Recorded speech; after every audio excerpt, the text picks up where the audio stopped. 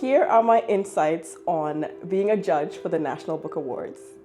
My name is Annette Joseph-Gabriel, and I am the John Spencer Bassett Associate Professor of Romance Studies. Serving on the committee has felt a little bit like a mystery to me. I just got an email out of the blue, and it's probably the most amazing email a person can get, which said, "Will you be a judge for the National Book Awards?" So I don't know what the selection process is for judges, but that popped up in my inbox, and they really tried to sell it, like, we understand that it's a time commitment. And I was like, you don't need to sell this, I am in. So that's kind of how the process went. I like most about this process just how much of a learning experience it's been for me. I have learned so much about just who I am as a reader. I've learned a lot from my fellow judges. And so one of the first questions we asked ourselves at the very beginning of the process, before we ever even started reading any books, were, what makes a good book for you? And I think it's a question maybe people think they have an answer to, but have you ever really tried to articulate that to someone else? It's really challenging. It's one of those kind of like, I'll know it when I see it sort of things.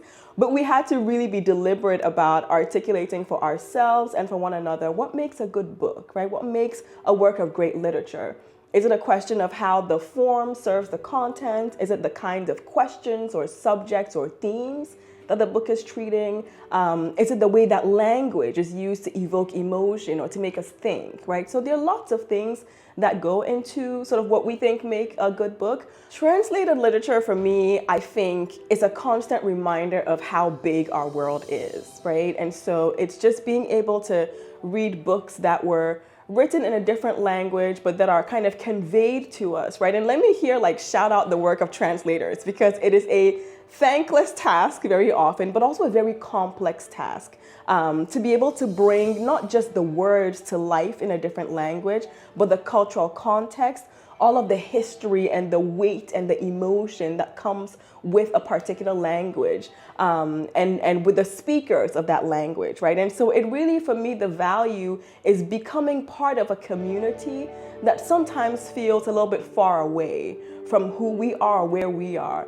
But then once you start reading a work that's been translated, you find yourself sobbing because you're reading about, a World War I veteran who has amnesia, but you're not a World War I veteran and you're completely far away from that time and place, right? That's the power for me, I think, is being able to bring space and time, being able to bring culture and history to bear on the thing that is most fundamentally human for all of us.